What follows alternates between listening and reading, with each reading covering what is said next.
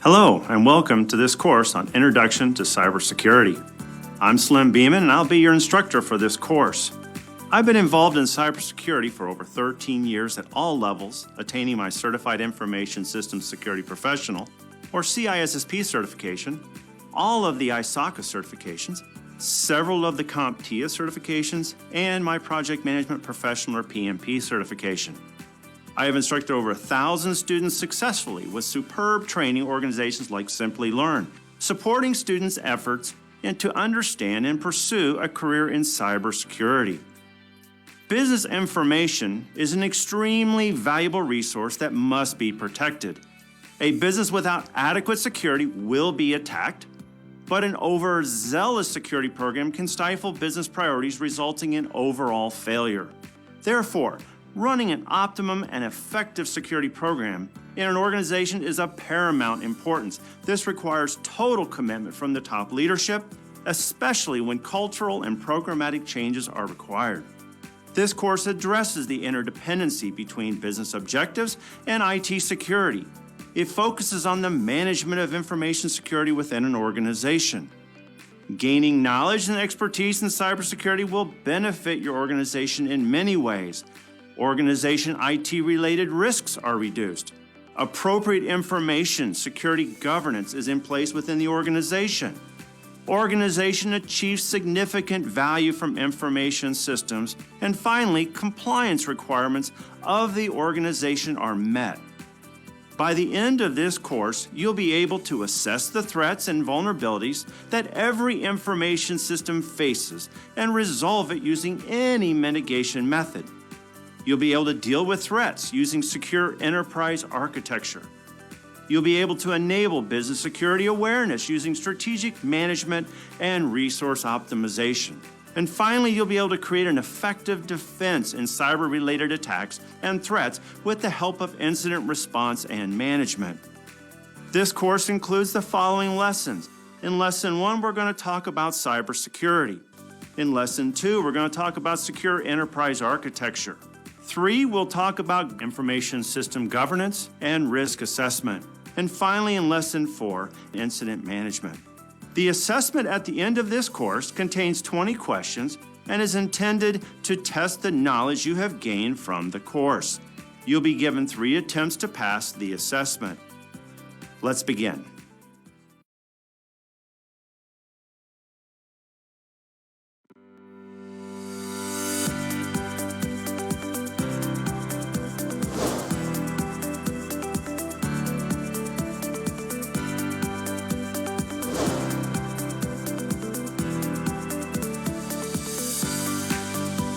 Cybersecurity fundamentals. By the end of this lesson, you'll be able to explain the fundamentals of cybersecurity, identify threat actors, attacks, and mitigation. You'll be able to describe security policies, procedures, standards, and baselines. And finally, you'll be able to elaborate on the cybersecurity mitigation methods. Fundamentals of cybersecurity. What is cybersecurity? Cybersecurity refers to a set of techniques used to protect the integrity of networks, programs, and data from attack, damage, and unauthorized access. It can also be defined as the protection of information assets by addressing threats to information processed, stored, and transported by inter-networked information systems. But why do we do cybersecurity? Well, it's due to technological advancement. Rate of cybercrime is increasing.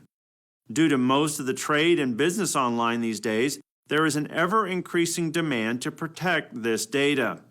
The presence of regional and global crime syndicates creates social engineering and ransomware concerns through stolen credentials and monies. Cyber armies, whether through nation-state actors or globally based large threat actors, have considerable resources and time to support vast techniques and procedures. And finally, financial frauds target banks, credit card industries, and retail chains to capitalize on large amounts of personal and financial data.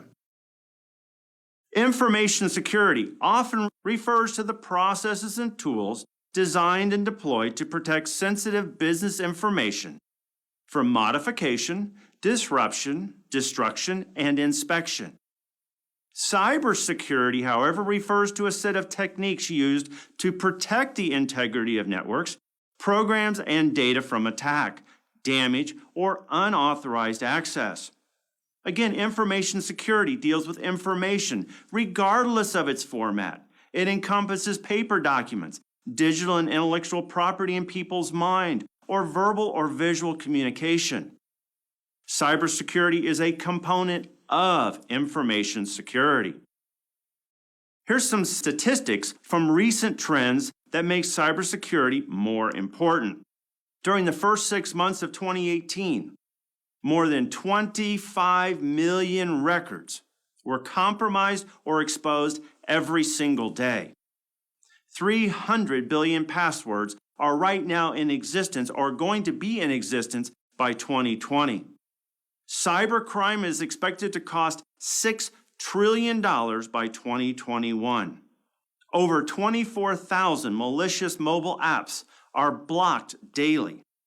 Healthcare industry ransomware attacks will be quadrupling over the coming years. More than 60% of fraud originates from mobile devices. Personal data is cheap. It sells for as little as 20 cents. 90% of hackers use encryption. Factors that affect cybersecurity. There are two main areas: technology and business plans, and general business deployment or environment.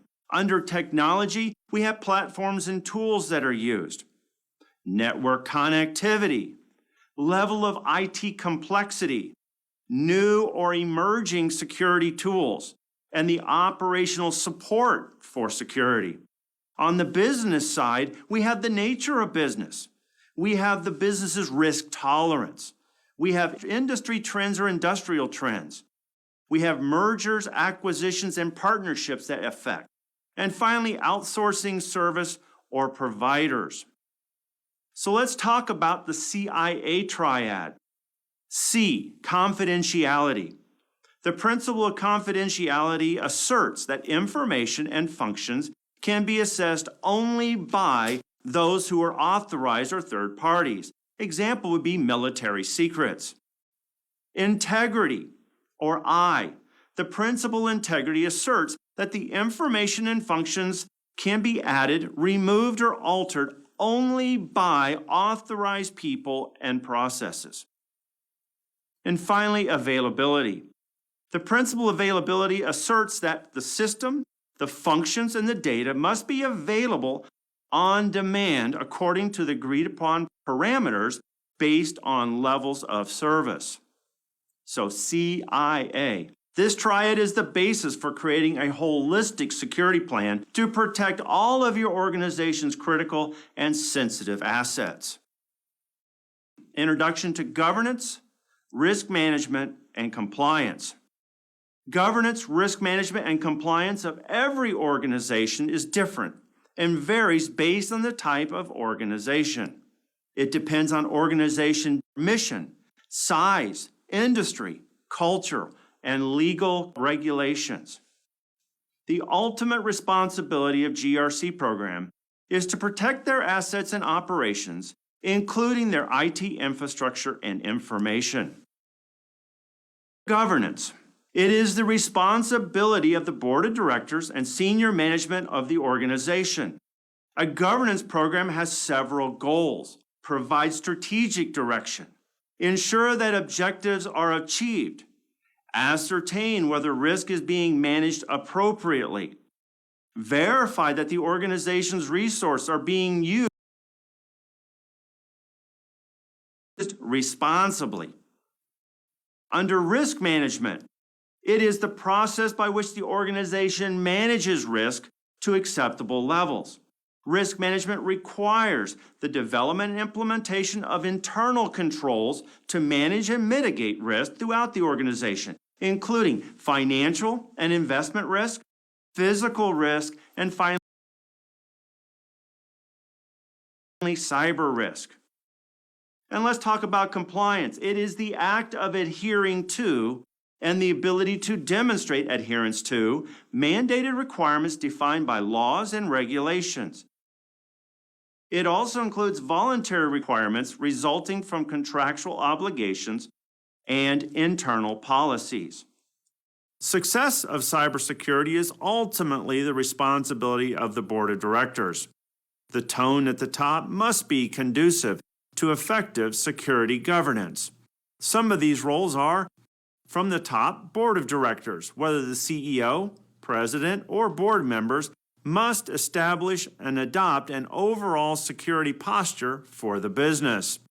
The executive committee is comprised of your executive leadership team that supports all functional areas of the business, for example, HR, marketing, finance, CIO. Your security management team is typically your Chief Information Security Officer, or CISO, or Information Systems Security Manager, or ISM, and will ensure information security strategy and objectives meet the overall business strategy and objectives.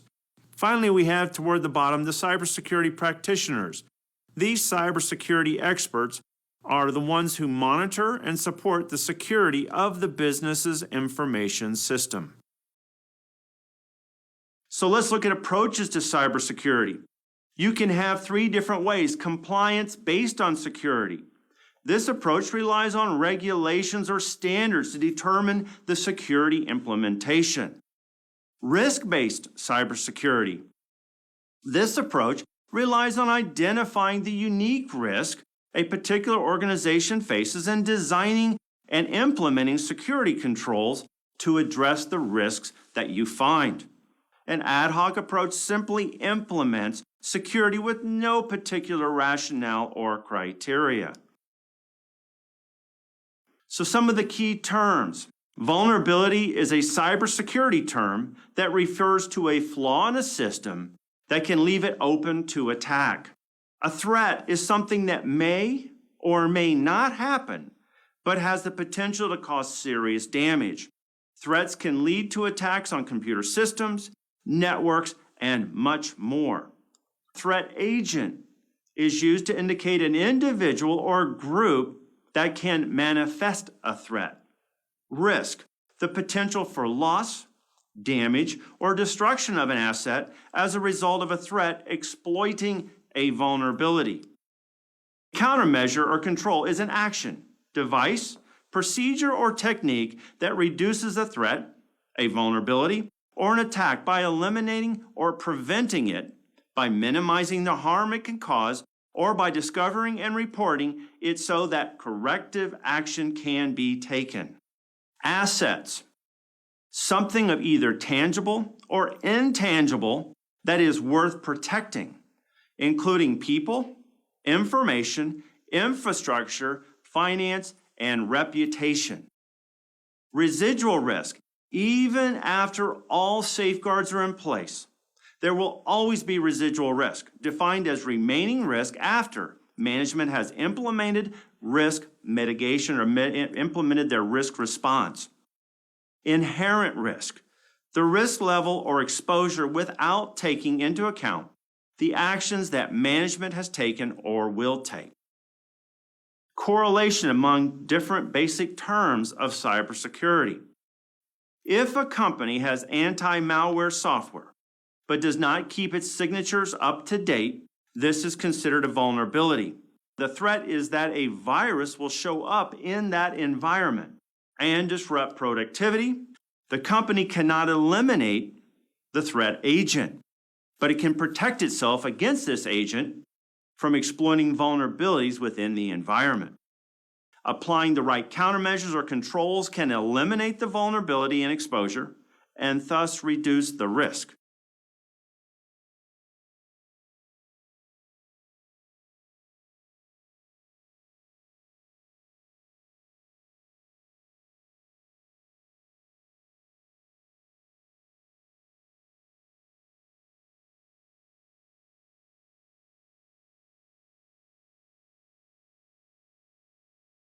threat actors, attacks, and mitigation. A threat actor or malicious actor is a person or entity that is responsible for an event or incident that impacts or has the potential to impact the safety or security of another entity. Threat actor categories: script kiddies, hacktivists, organized crime, nation states, APT, advanced persistent threats, insiders, and competitors. Main threats to an organization are things you have to consider: natural environmental threats, supply system threats, man-made threats, social or political threats. Malware is any software that is intentionally designed to cause damage to a computer, a server, a client, or computer network. A malware is a set of instructions that run on your computer and make your system do something that an attacker wants it to do. Malware types can be in the form of worms, viruses, trojans, logic bombs, adware, rootkits, spyware, ransomware, and backdoors. And these can impact the information system by stealing protected data that you have, deleting documents that you have that maybe are critical, performing click fraud where it's monitoring your clicking on the keyboard or in that type of frame, and it's capturing that information.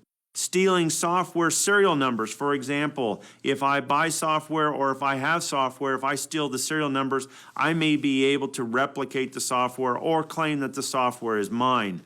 And then finally, adding software not approved by a user and using your computer as a relay for other attacks. For example, a botnet. Worms are self-replicating pieces of code that attempt to penetrate networks and computer systems. Once a penetration occurs, the worm will create a new copy of itself on the penetrated system. A virus is a piece of a malicious code that replicates by attaching itself to another piece of executable code. Trojan horse is a piece of software that appears to do one thing but hides some other functionality. Spyware, it is malware that can be put in someone's computer to secretly gather information about the user and relay it to advertisers, to other interested parties. It can get in a computer as software virus or as the result of installing a new program.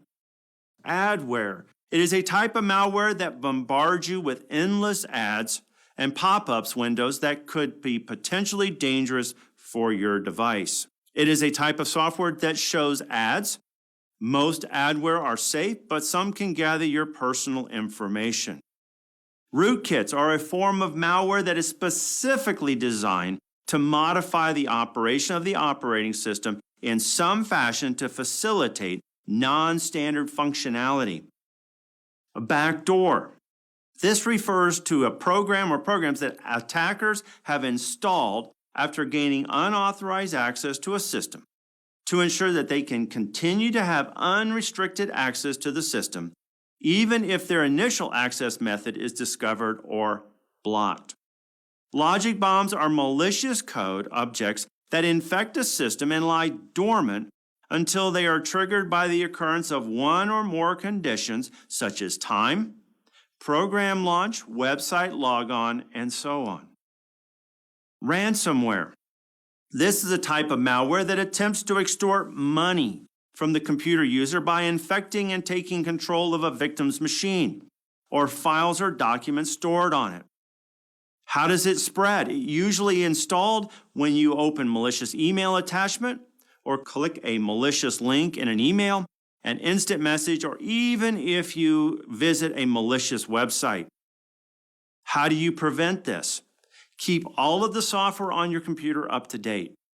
Keep your firewall turned on. Don't open spam messages or click links on suspicious websites. Let's talk about different malware attacks. Covter. It's a Trojan, which has been observed acting as click fraud malware or ransomware downloader. Some of you may have heard of WannaCry. It's a ransomware worm that encrypts your files and asks for ransom or money in the form of cryptocurrency. Zeus, or Zbot, is a modular banking Trojan which uses keystroke logging to compromise victims' credentials when the user visits a banking website. Ghost is a remote access Trojan used to control infected endpoints.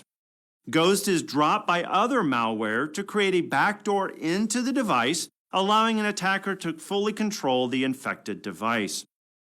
And finally, Mirai is a malware botnet known to compromise the Internet of Things, or IoT, devices in order to conduct a large-scale distributed denial of service, or DDoS, attack.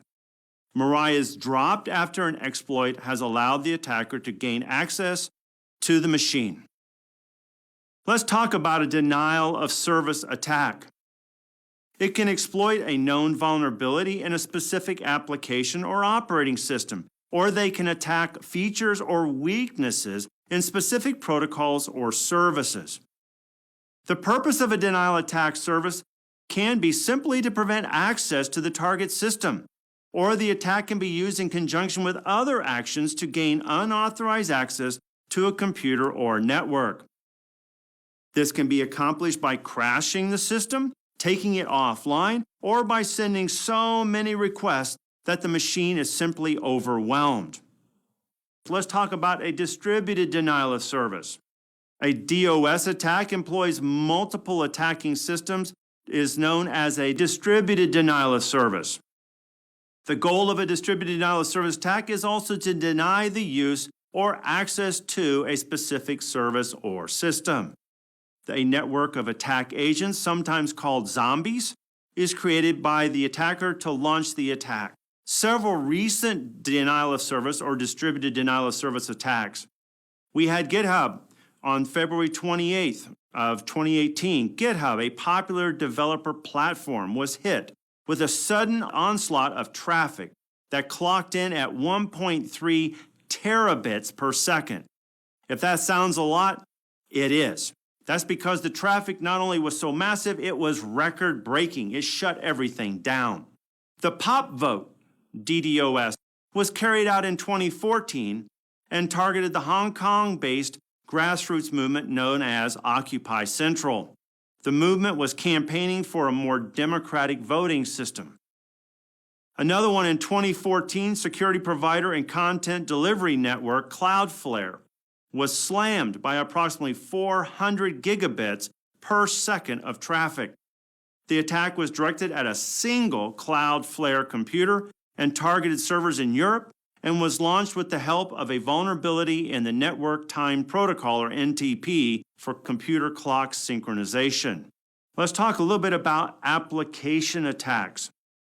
An application layer attack targets computers by deliberately causing a fault in a computer's operating system or applications. This results in the attacker gaining the ability to bypass normal access controls. The application layer, or layer 7, attacks refer to a type of malicious behavior designed to target the top layer of that OSI model. Different types of application layer attacks are, for example, cross-site scripting, buffer overflow, denial of service, or a distributed denial of service. A SQL injection, domain name system or DNS spoofing, domain hijacking. Software codes and security. There's no doubt that a developer's programming practices play a massive role in the security of software, apps, databases, and all other electronic systems. This places a major responsibility on programmers everywhere to write safe, high-quality code as often as possible. Now, the original code, or otherwise known as source code, is a set of instructions and statements written by the programmer using a computer programming language. Code review is a systematic examination, or sometimes referred to as a peer review, of computer source code. It is intended to find mistakes overlooked in the initial development phase, improving the overall quality of the software. Several testing methods that are used. Static testing. This evaluates the security of software without running it. Dynamic testing. This evaluates the security of the software in a runtime environment and is often the only option for organizations deploying applications by someone else. Here's some recent security attacks. The Sachs, Lord & Taylor. Near the end of March, security firm Gemini Adversary came across an announcement from the Joker Stash hacking syndicate offering 5 million stolen credit and debit cards up for sale. On May 31st, Ticketfly suffered an attack that resulted in the concert and sporting event ticketing website being vandalized, taken down, and disrupted for a week. Can you imagine how much that might cost? Russian hackers have made millions selling credit card details stolen from almost 245,000 British Airways customers during a major cyber attack in August, according to experts. Now let's talk a little bit about social engineering. It is the art of manipulating people so they give up confidential information and violate the security principle. Social engineering can be broken down into many categories. Phishing is similar to fishing in a lake, attempt to steal your personal information. They send out emails that appear to come from legitimate websites. Spear phishing is a little bit different. It's a variation on phishing in which hackers send emails to a group of people with specific common characteristics or other identifiers. Whale phishing is a term used to describe a phishing attack that is specifically aimed at the wealthy, the powerful, or prominent individuals. Let's talk about some recent social engineering attacks. Several people lost thousands of dollars in cryptocurrency after the Ethereum Classic website was hacked back in 2017. Using social engineering, hackers impersonated the owner of Classic Ether wallet, gained access to the domain registry, and then redirected the domain to their own server. Criminals extracted Ethereum cryptocurrency from the victims after entering a code on the website that allowed them to view private keys that were then used for transactions.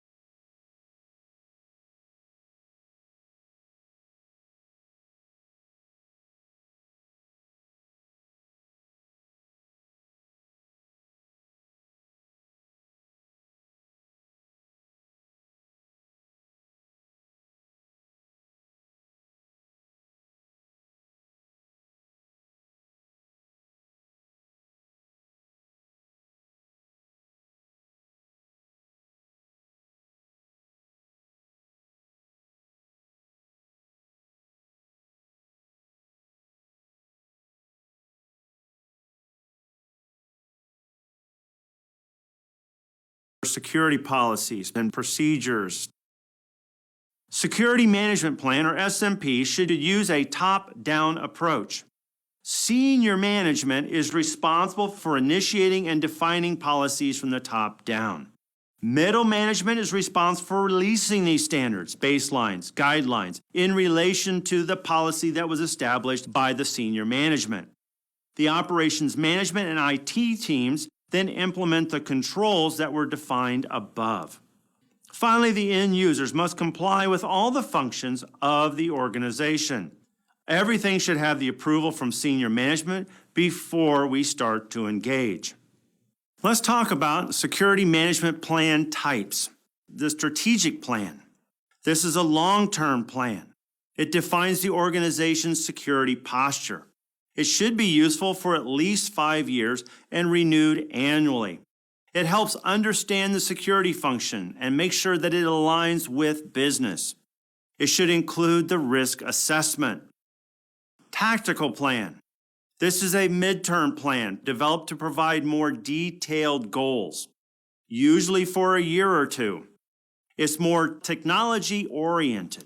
Finally, at the lowest level, the operational plan. This is a short-term plan, very highly detailed. It must be updated often, monthly, quarterly. It spells out how to accomplish the various goals. The security policy is a strategic plan for implementing security. It defines the scope of security needed for the organization. It defines the main security objectives and outlines the security framework. It identifies major functional areas of data processing. It broadly outlines the security goals and practices that should be employed. It is used to assign responsibilities, define roles, specify audit requirements, outline enforcement processes, indicate compliance requirements, and finally define acceptable risk levels. Organizational policy, issue-specific policy, and system-specific policy. Under organizational security, we may look at focusing on issues relevant to every aspect of the organization. Under issue-specific policy, we'll look at focusing on specific service, department, function that is distinct from the organization as a whole. And finally, system-specific policies will focus on the individual systems. The security policy framework, baselines. Baselines define the minimum level of security that every system must meet. They are system-specific, and they establish the common secure state. Guidelines. They offer recommendations on implementation. They serve as an operating guide. They are flexible. They can be customized for each unique system. Procedures. These are the final element of the formalized security policy structure. These are detailed, step-by-step documents that describe actions necessary to implement the security mandates, system and software specific, and the purpose that it is used to ensure integrity of the business process. Standards. Standards define the compulsory requirements. They provide a course of action for uniform deployment of technology. These are tactical documents. Due care and due diligence.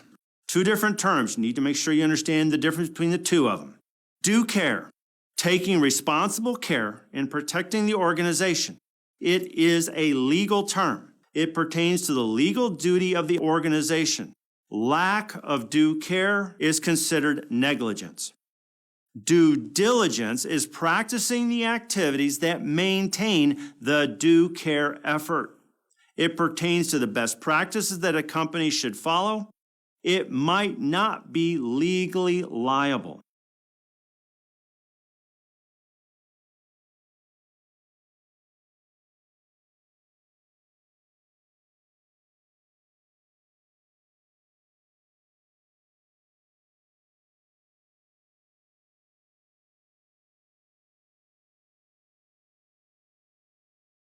Cybersecurity mitigation methods.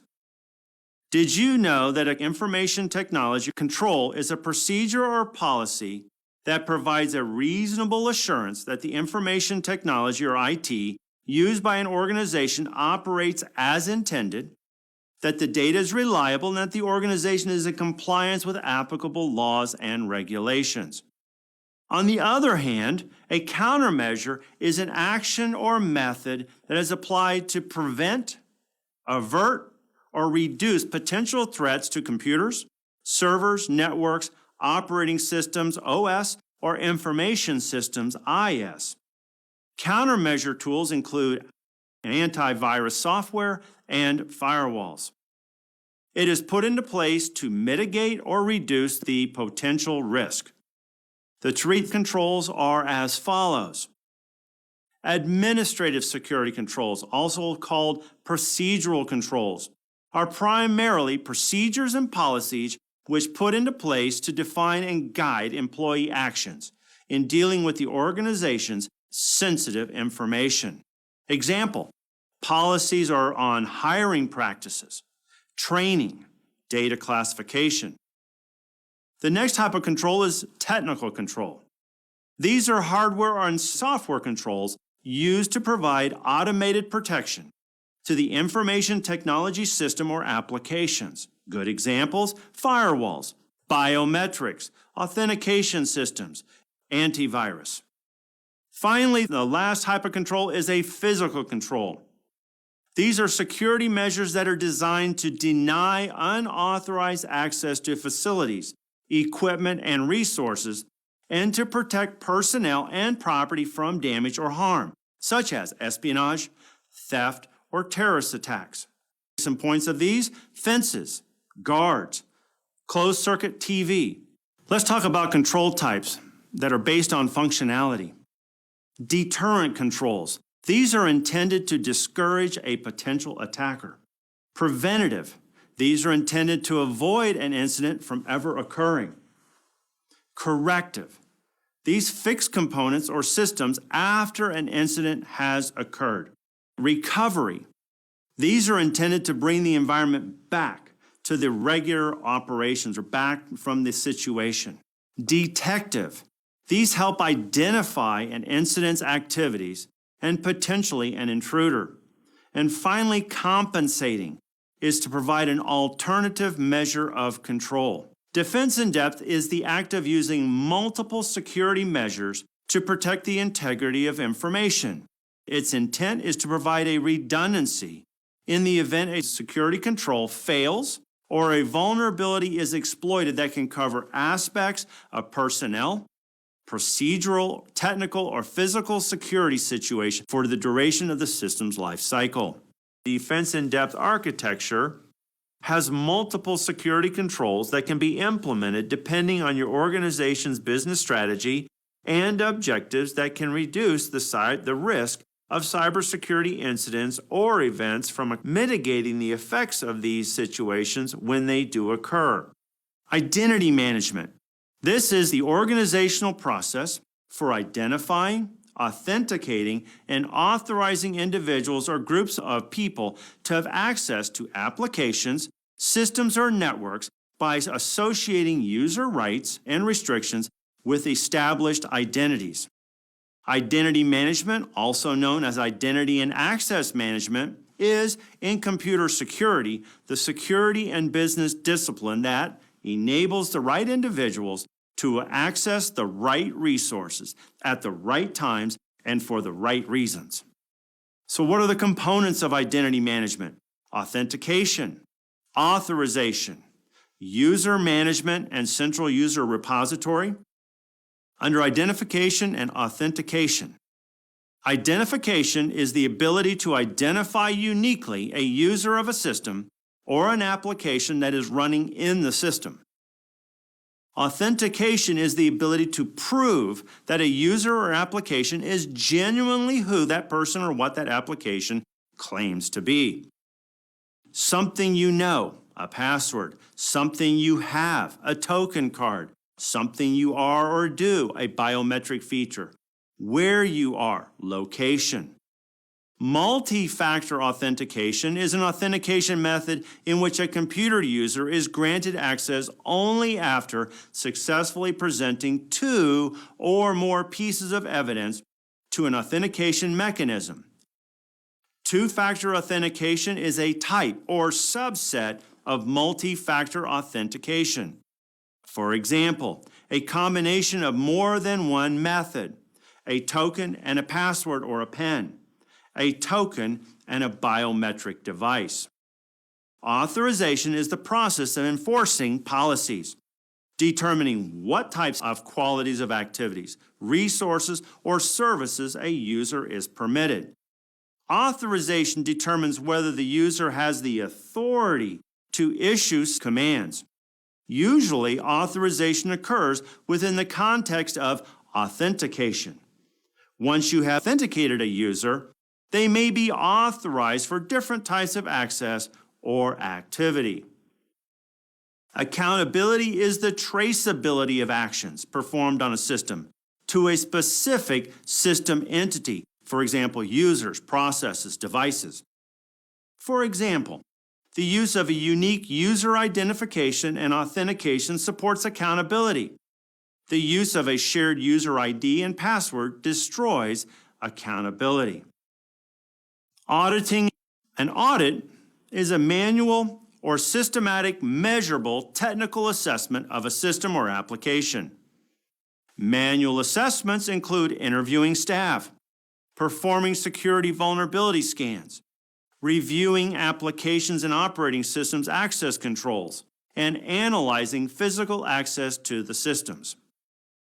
Monitoring involves collecting and analyzing information to detect suspicious behavior or unauthorized system changes on your network, defining which types of behavior should trigger alerts, and taking actions to mitigate. Patch management is an area of systems management that involves acquiring, testing, and installing multiple patches or code changes to an administered computer system. Patch management tasks are things like maintaining current knowledge of available patches, deciding what patches are appropriate for particular systems, ensuring that patches are installed properly, testing systems after installation, documenting all associated procedures such as specific configurations required. Please note that famous WannaCry ransomware was able to spread to such a large extent and cause damage because a patch, which could have been fixed, was missing on the system and not applied at the appropriate time.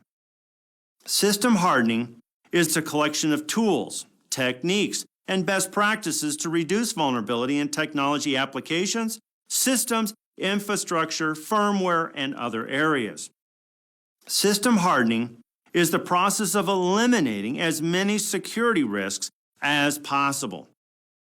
Hardening is the process of securing a system by reducing its attack surface.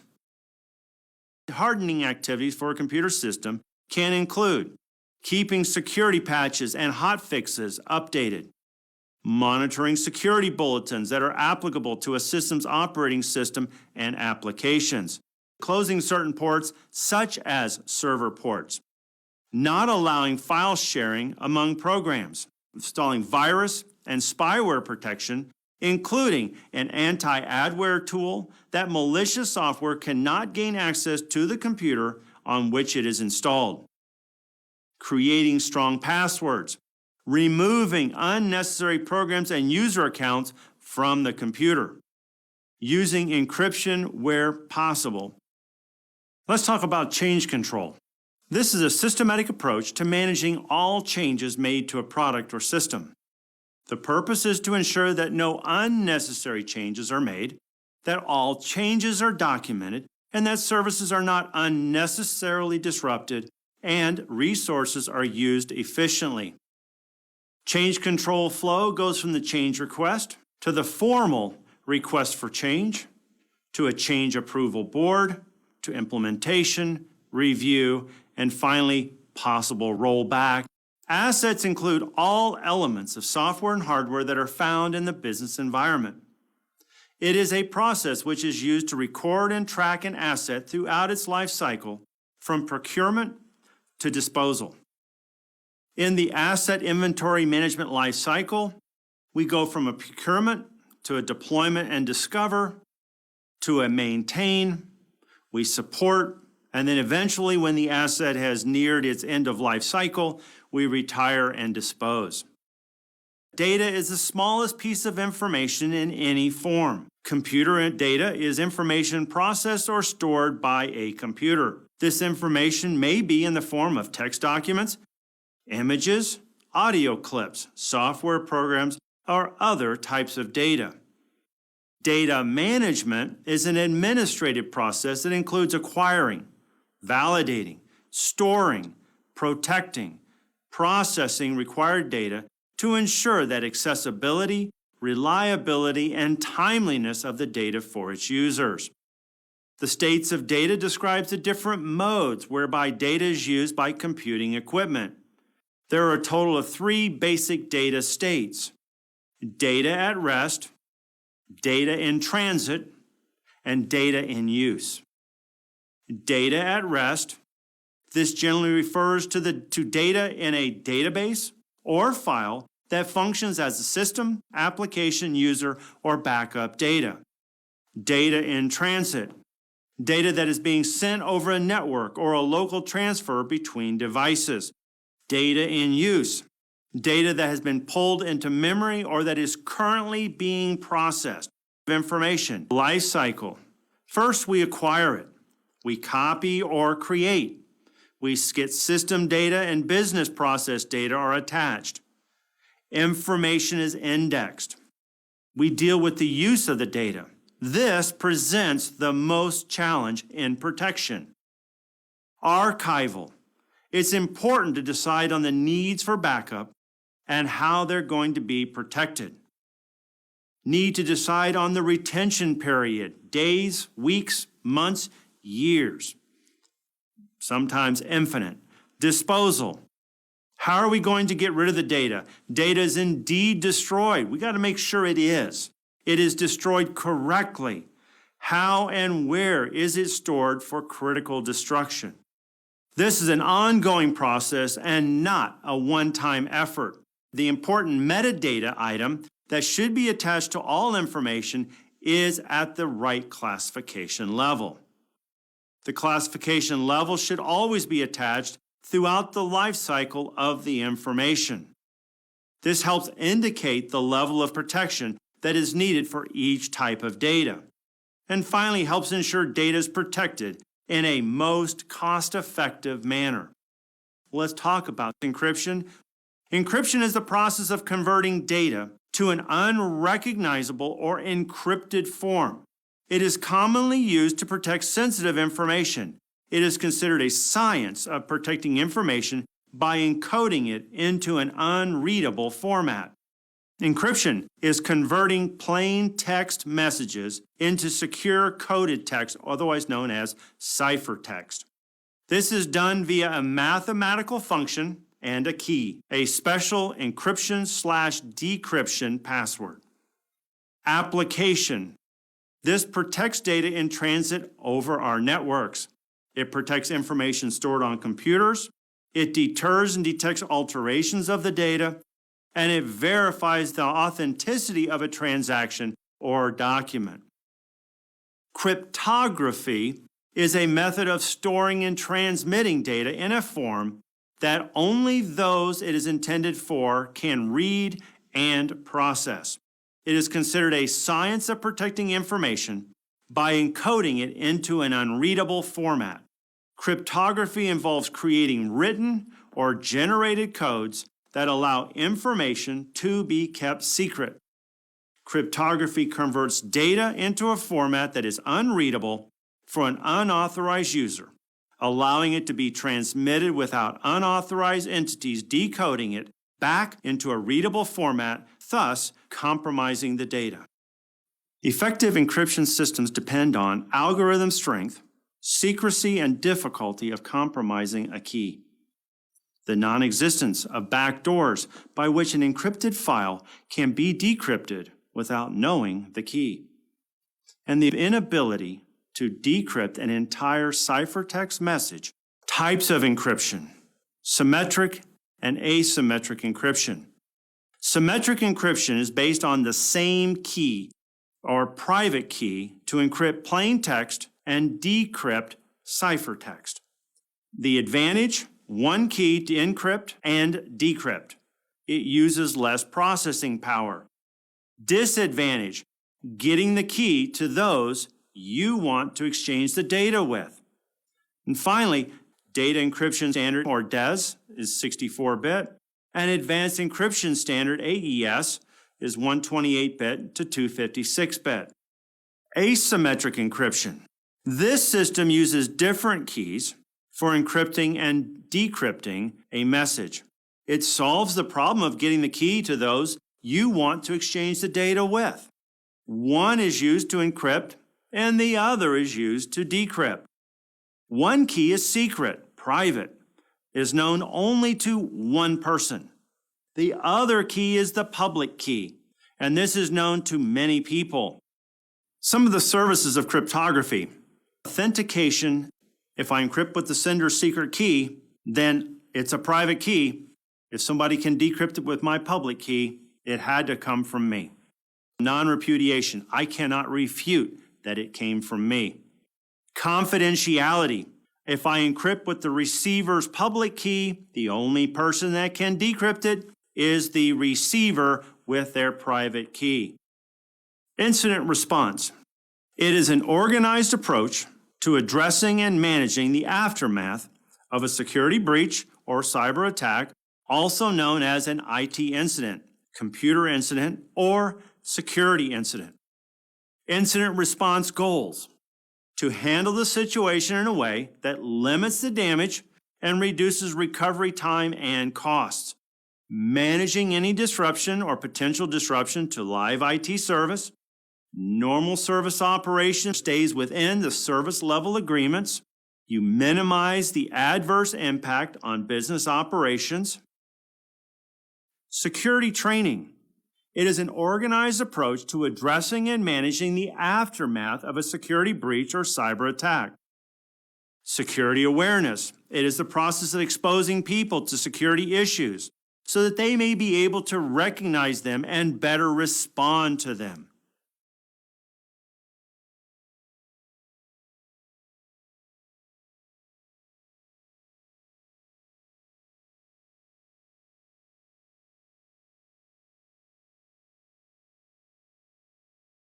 Now, some key takeaways from this lesson that we covered. Cybersecurity refers to a set of techniques used to protect the integrity of networks, programs, and data from attack, damage, and unauthorized access. Malware is a software that is designed to cause damage to a computer, server, client, or network. The types of malware could include worms, spyware, viruses, Trojans, and logic bombs. We talked about 3 different types of plans. The strategic plan, the tactical plan, and the operational plan are all types of and within the security management plan. And finally, change control is a systematic approach for managing all changes made to a product or system. It ensures that changes are documented, the servers are not interrupted, and resources are used efficiently.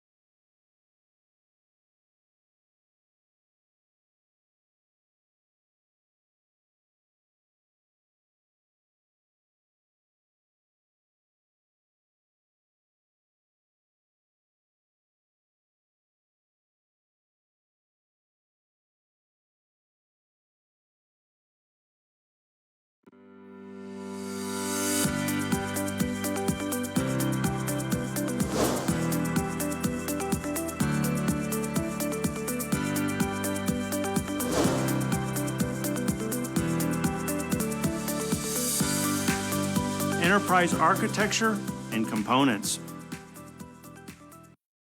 By the end of this lesson, you'll be able to describe secure architecture, explain remote access and wireless networks, list the network security controls, define the cloud, virtualization, BYOD, and IoT security, and explain security testing.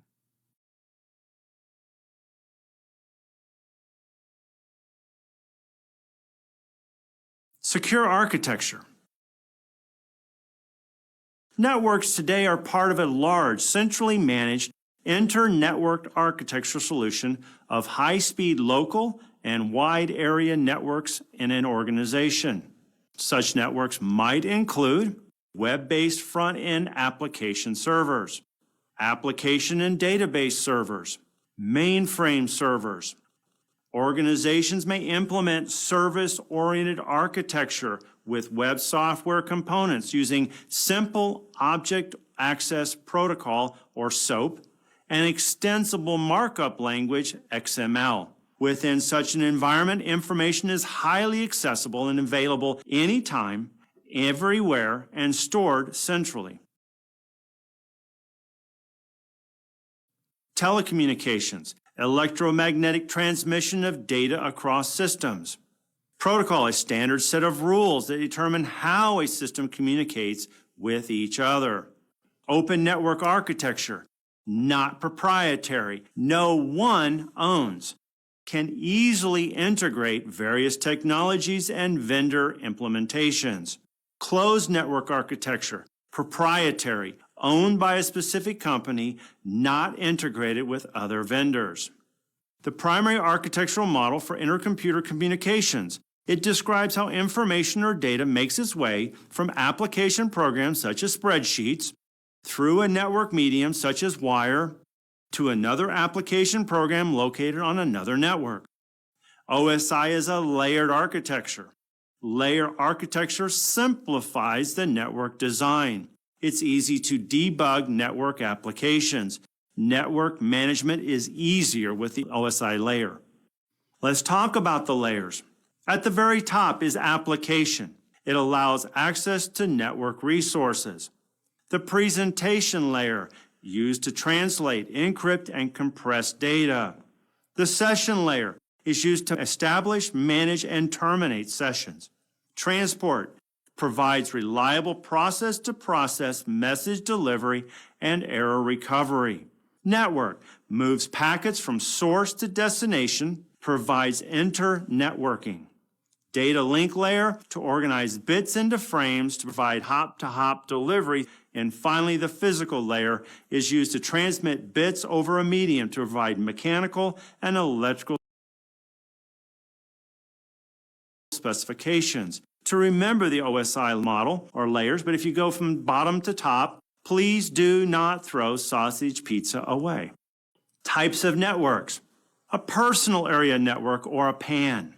It's a microcomputer network used for communications in telephones, personal data devices or PDAs, printers, cameras, scanners, among other computer devices being used by an individual person. Local area networks or LANs. LAN are computer networks that cover a limited area, such as a home, office, or campus. Wide area networks are computer networks that cover a broad area, such as a city, a region, a nation, or an international link. The internet is an example, and it is the largest example of a wide area network. Metropolitan area networks, or MANs. A MAN are wide area networks that are limited to a city or region. Usually, MANs are characterized by higher data transfer rates than wide area networks. Finally, storage area networks, or SANs. A SAN are a variation of local area networks and are dedicated to connecting storage devices to servers and other computing devices. SANs centralize the process for storage and administration of data. Data communications is the process of using computing and communication technologies to transfer data from one place to another and back. It enables the movement of electronic or digital data between two or more nodes, regardless of geographic location, technological medium, or data contents. Data communication software is used to transmit data from one point to another. It is also used for conversion, for example, codes, ASCII, EMBC-DIC, Unicode. Communication software components include sender, receiver, message information to be communicated, the medium or channel, computer-based information systems, hardware, computer equipment used to perform input, processing, and output activities, software applications, computer programs that govern the operation of the computer, database, organized collection of facts and information, telecommunications, electronic transmission of signals for communications, networks, connected computers and equipment in a building around the country and around the world. Internet is the world's largest computer network. People are used to manage, run, program, and maintain the system. And finally, procedures that are strategies, policies, methods, and rules for using a computer-based information system. A business information system. In a business information system, you have a decision support system. You also have transaction processing. You have management information systems. You have the electronic commerce or e-commerce. And finally, you have SOA systems. A hardware failure is a malfunction within the electronic circuits or electromechanical components, disks, tapes of a computer system. How can we control from a hardware perspective? Encryption, physical security, media sanitization, and finally, maintenance of our hardware. If we have hardware failure, we could have data loss. Data gets exposed. Hardware gets lost. We could have malicious code impact our hardware, viruses, spyware. We could have physical threat or physical theft. With physical theft, you could have storage media that gets taken. Computers get stolen. Finally, you could simply have data corruption, drive damage, drive corruption, where you then lose some or all of your data. Hardware monitoring procedures. We have error reports. These try to detect failures, provide corrective actions. Availability reports, checks for downtime caused by inadequate facilities, excessive maintenance, lack of preventative maintenance. We have utilization reports or automated, document utilization of machine and peripherals. Finally, asset management reports, inventory of network, connected equipment such as your PCs, your servers, your routers, and other devices. Host-based security refers to securing the operating system, the file system, and the resources on the host from unauthorized access or modification or destruction. Sometimes we use host-based firewalls, intrusion detection systems, antivirus, disk encryption, regular backups, access control.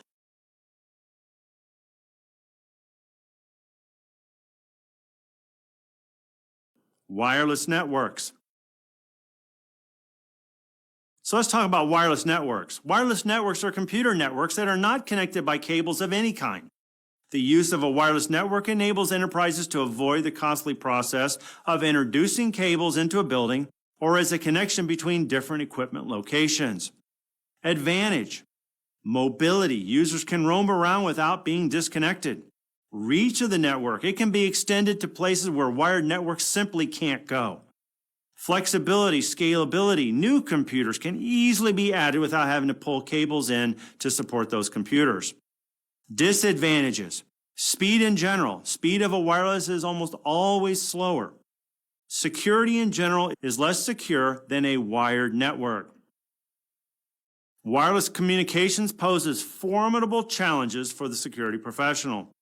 Many wireless manufacturers design their devices for easy setup and use, often at the expense of sound security practices. Many wireless devices default to little or no security. A security professional must take precautions to protect sensitive data transmitted over wireless devices. You can use encryption. You can use antivirus, anti-spyware, and a firewall. You can use WPA3 authentication. You can turn off your SSID. And finally, you can change the default password on your wireless access protocol. Case study. Tel Aviv free Wi-Fi network was hacked. One notable example of how easy it can be for a hacker to take over a Wi-Fi network comes from Tel Aviv. Tel Aviv offers a city-wide free Wi-Fi network which incorporates basic security controls to keep users secure on the network. However, it did not prove to be as secure as the city officials thought. While commuting home, Tel Aviv residents, let's call him Mr. X, noticed a new Wi-Fi access point had appeared. The free _TLV access point was provided by the city, and Niederman decided to test its security controls. After determining the IP address through which the Wi-Fi clients access the internet, he disconnected, scanned the router, and discovered the web-based login interface was run through an HTTPS port 443. Virtual private networks, or VPNs. VPNs extend the corporate network securely via encrypted packets sent out via virtual connections over the public internet to distant offices, home workers, salespeople, and business partners.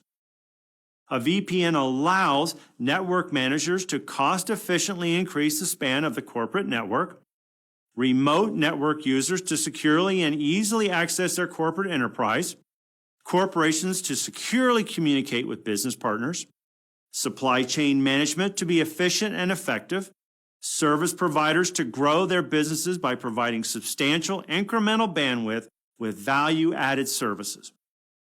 VPN types include remote access VPN, used to collect or connect telecommuters and mobile users to the enterprise-wide area network in a secure manner. Intranet VPN is used to connect branch offices within an enterprise-wide area network. Finally, extranet VPN is used to give business partners limited access to each other's corporate network. Risks related to VPNs: lack of required host security software on public machines, physical access to shared machines, endpoints, loss of sensitive information and intellectual property, man-in-the-middle attacks, and finally, hardware limitations. What are some controls that we can put into place for those VPN risks? Security policies and secure access through strong user authentication, host identity verification, host security posture validation, secure desktop, configuration considerations, and finally, user education and security awareness. Let's touch on Bluetooth. Many of us use it. Bluetooth is an open wireless technology standard for transmitting fixed and mobile electronic device data over very short distances. Bluetooth was introduced back in 1994 as a wireless substitute for RS-232 cables. It is a short-range wireless communications technology. It uses radio waves for communication. It is based on a low-cost, low-power, short-range radio link. Speeds 2.4 gigahertz and a range is around 10 to 30 meters. Blue snarfing is the unauthorized access to or theft of information from a Bluetooth device. Blue jacking is the unauthorized sending of text messages to a nearby Bluetooth device. Let's talk about some attacks and countermeasures. Again, a countermeasure is an action that you take in order to weaken the effect of another action or a situation or make it harmless. Use Bluetooth for those activities that are not sensitive or confidential. Whenever possible, change the default pins on your devices. Most people don't ever change them. Do not leave your devices in discovery mode and always turn off Bluetooth when it's not in active use. Bluetooth vulnerability. Let's talk about one. Blueborn. Blueborn, a set of 9 exploitable Bluetooth vulnerabilities, was thought to affect close to every laptop and mobile device which used the communication protocol when the bugs were found last year. The airborne attack is difficult to protect against as it does not spread over an IP connection, and traditional antivirus solutions are no defense. RFID, radio frequency identification, is using radio waves to read and capture information stored on a tag attached to an object. A tag can be read from up to several feet away and does not need to be within direct line of sight of the reader to be tracked. RFID risks include business process risk. Interference with RFID results in interference with business processes. Business intelligence risk. Competitors can gain information from RFID and use it to harm the business. Privacy risk. RFID can compromise personally identifiable information wherein tagged items can be traced back to an individual. An externality risk is an example, an adversary gaining unauthorized access to computers or an enterprise network through the IP through enabled RFID readers if the readers are not designed and configured properly.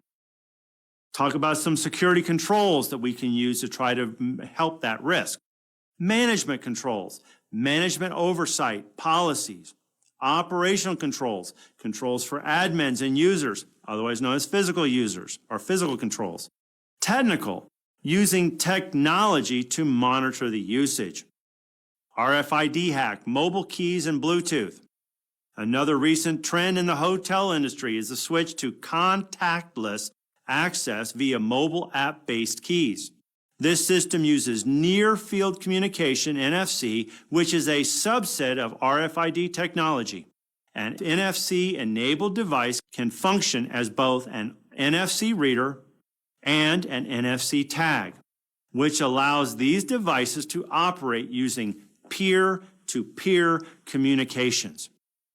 Guests download an app to their phones and then download their virtual keys from the cloud. Once downloaded, all they have to do is approach their hotel door, and the Bluetooth-enabled RFID door reader intercepts the signal containing the key, which automatically opens the door. Like RFID, virtual keys can be compromised. There are many how-to videos, articles, and apps that demonstrate how to subvert the built-in security of these devices. Emanation security. Electronic emanation. Hardware or electronic devices emit electronic signals or waves, which, if revealed, can reveal useful information. A Faraday cage. A closed enclosure with external metal mesh that fully surrounds the enclosure, absorbing the electromagnetic signals. White noise. Broadcasting false traffic at all times to mask and hide the presence of real emanations. Control zones. Implementation of zones such that the emanations are controlled within the environment.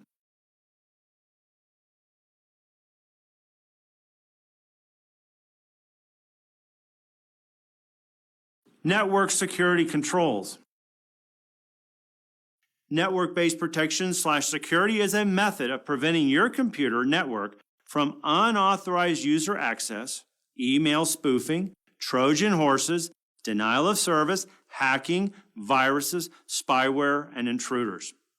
The categories: you may have an active attack, passive attack. Active attack, in which an intruder initiates commands to disrupt the network's normal operation. For example, virus, data modification, or a worm. A passive attack is when a network intruder intercepts data traveling through the network. Example, traffic analysis, scanning, wiretapping. So let's talk about firewalls then. Firewalls, perimeter security for corporate networks connecting to the internet. It looks at and tries to prevent external intruders, untrusted internal users or internal hackers.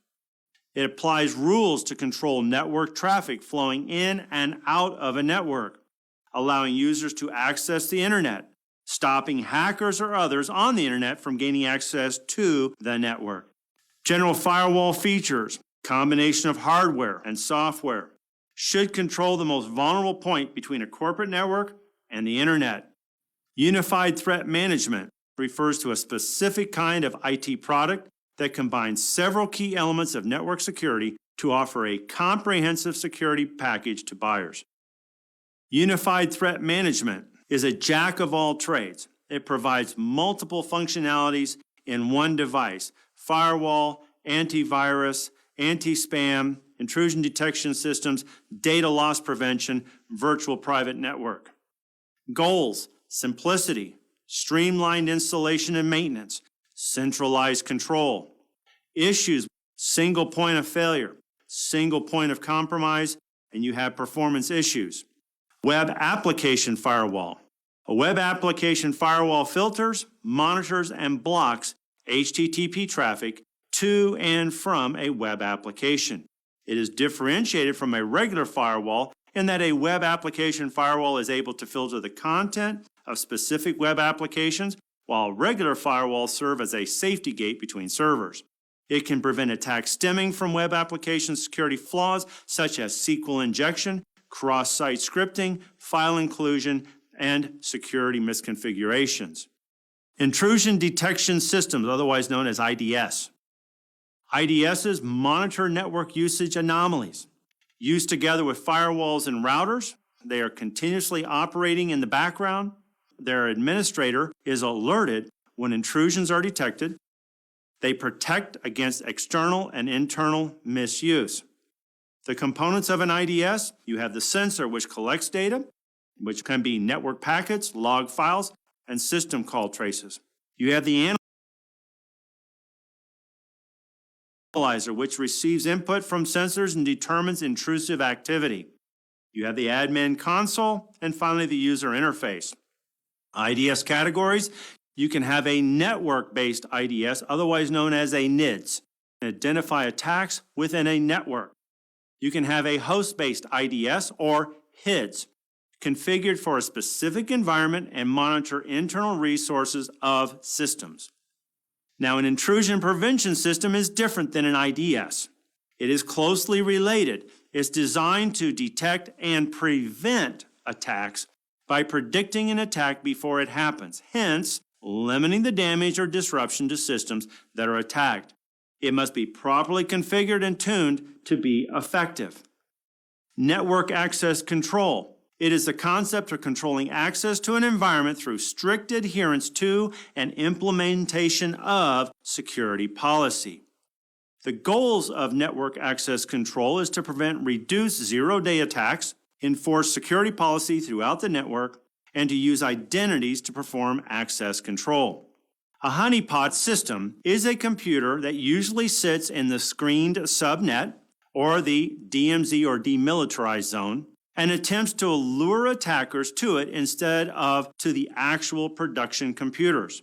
To make a honeypot system lure attackers, administrators may enable services and ports that are popular to exploit. Some honeypot systems have services emulated, meaning that the actual service is not running, but software acts like those services is available. Honeypots can get an attacker's attention by advertising themselves as easy targets for compromise. A honey net is simply a group of honeypots implemented together to create the honey net.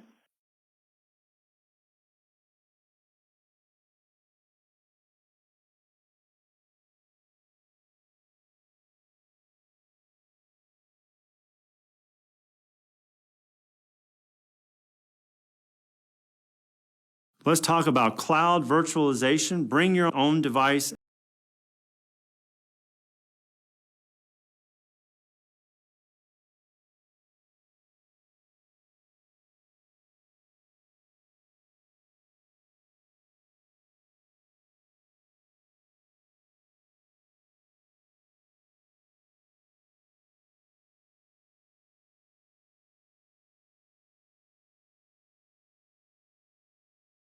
Now, some key takeaways from this lesson that we covered.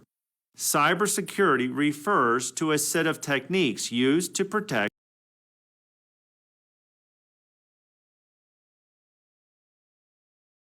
Let's talk about cloud virtualization, bring your own device, and Internet of Things security. What is virtualization? We define virtualization as the art and science of making the function of an object or resource simulated or emulated in software identical to that of the corresponding physically realized object. It is a technology that enables running multiple operating systems side by side on the same processing hardware. In other words, we use an abstraction to make software look and behave like hardware with corresponding benefits in flexibility, cost, scalability, reliability, and often overall capability and performance, and in a broad range of applications. It adds a software layer between the operating system and the underlying computer hardware. Benefits: efficiency, higher availability, lower cost. The disadvantages: single point of failure. weaker from security and privacy perspective. A hypervisor is a process that separates a computer's operating system and applications from the underlying physical hardware. The hypervisor drives the concept of virtualization by allowing the physical host machine to operate multiple virtual machines as guests to help maximize the effective use of computing resources such as memory, network bandwidth, and CPU cycles. A host-based virtual machine is an instance of a desktop operating system that runs on a centralized server. A guest virtual machine, or guest VM, refers to a virtual machine that is installed, executed, and hosted on the local physical machine. Here's a case study, was called Blue Pill. This is the software code which can be installed as a thin hypervisor and control the machine under it and intercept the communication between the guest machine and the host machine. It was originally found in 2006, and now you need a permission to download this code.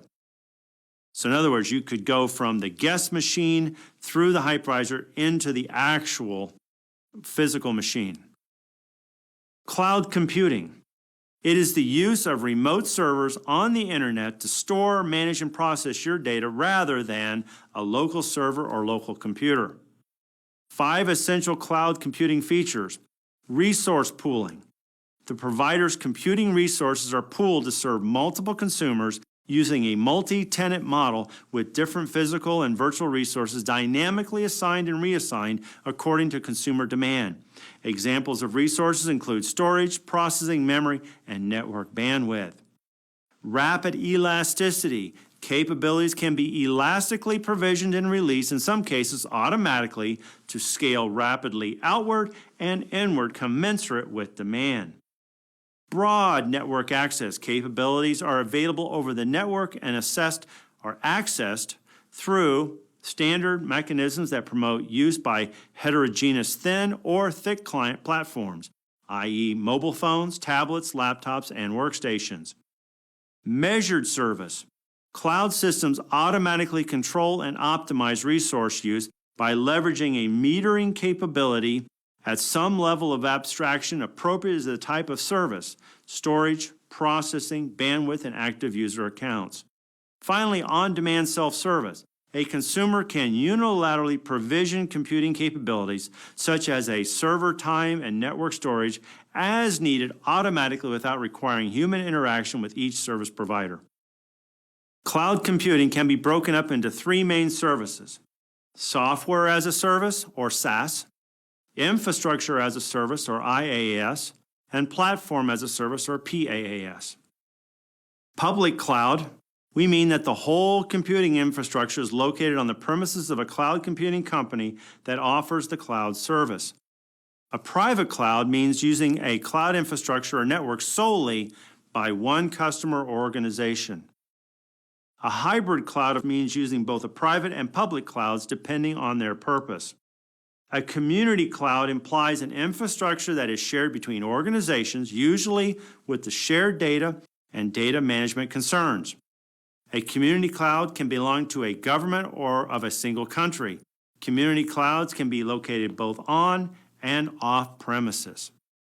Some cloud security challenges: multi-tenancy, privacy, multi-jurisdiction, and virtualization complexity. Multi-tenancy is an architecture in which a single instance of a software application serves multiple customers.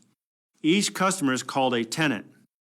Privacy, the foremost issues in cloud data security include data privacy, data protection, data availability, data location, and secure transmission.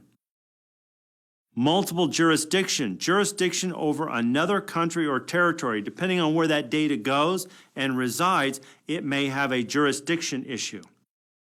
Virtualization has its own fair share of problems, such as the complexity of troubleshooting applications and system performance, and also provides low visibility into business transaction flow, which could lead to disruption of key business processes. Bring your own device, also called bring your own technology, Bring your own phone and bring your own personal computer refers to the policy of permitting employees to bring personally owned devices, laptop, tablets, smartphones, etc., to their workplace and to use those devices to access. With mobile device management, it is a type of security software used by an IT department to monitor, manage, and secure employees' mobile devices that are deployed across multiple mobile service providers and across multiple mobile operating systems being used in the organization. Enterprise Mobility Management, or EMM, is similar to mobile device management. The main difference is that mobile device management manages all the features of the device, while Enterprise Mobility Management manages the entire device. Internet of Things. The Internet of Things is the network of devices such as vehicles and home appliances that contain electronics, software, actuators, and connectivity, which allows these things to connect, interact, and exchange data. Internet of Things security challenges, insufficient testing and updating, brute forcing, and the issue of default passwords. Internet of Things malware and ransomware, and data security and privacy concerns, mobile, web, and cloud.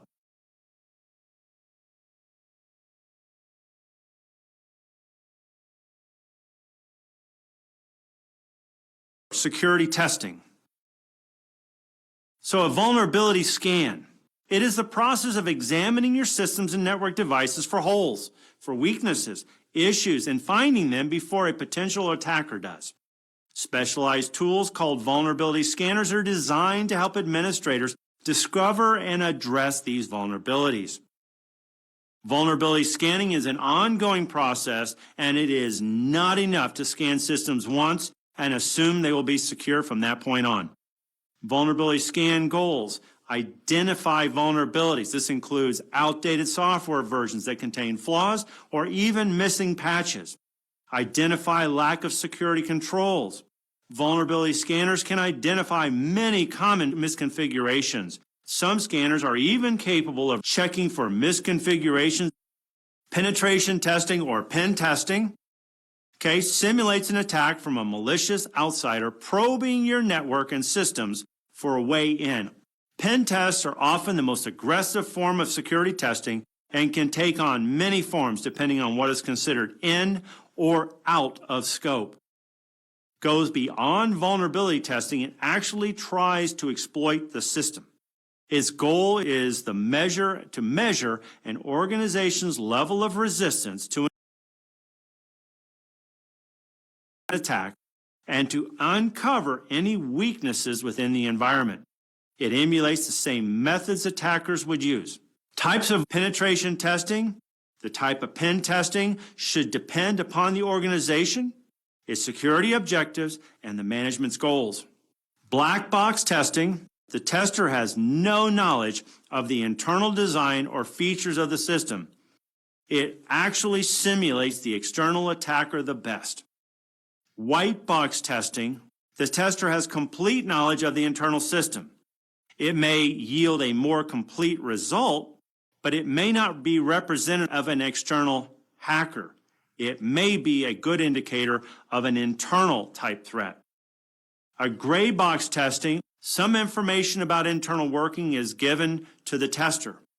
It helps guide their tactics toward areas we want to have thoroughly tested, but this approach mitigates the risks of the other two models. Security audits. These are systematic evaluations performed with the purpose of demonstrating the effectiveness of controls to a third party. It is performed by independent auditors. Auditors provide an impartial, unbiased view of the state of the security controls. Types of audits. Internal audits are performed by an organization's internal staff. The reports are typically intended for an internal audience. The disadvantage is conflict of interest and hidden agendas. External audits are performed by third-party auditors. Reports are intended for third-party stakeholders. Non-disclosure agreements are a prerequisite. Major disadvantage is the cost.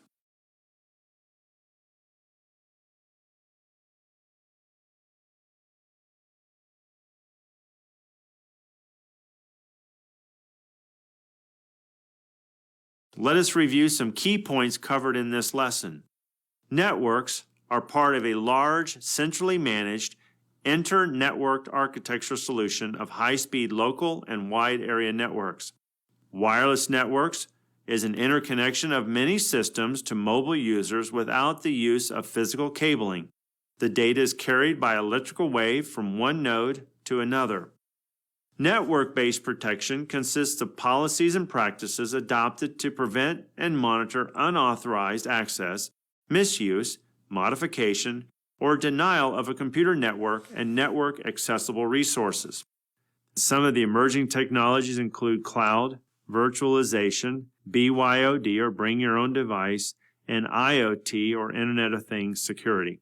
And vulnerability scanning is a process of examining your systems and network devices for gaps, weaknesses, and issues and finding them before a potential attacker does.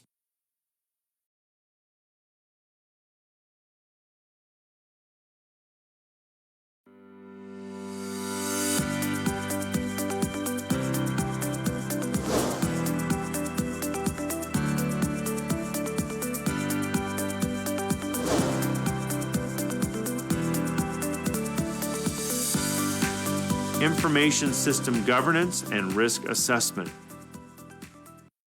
By the end of this lesson, you will be able to explain information security governance, describe risk management, and summarize effective information security program.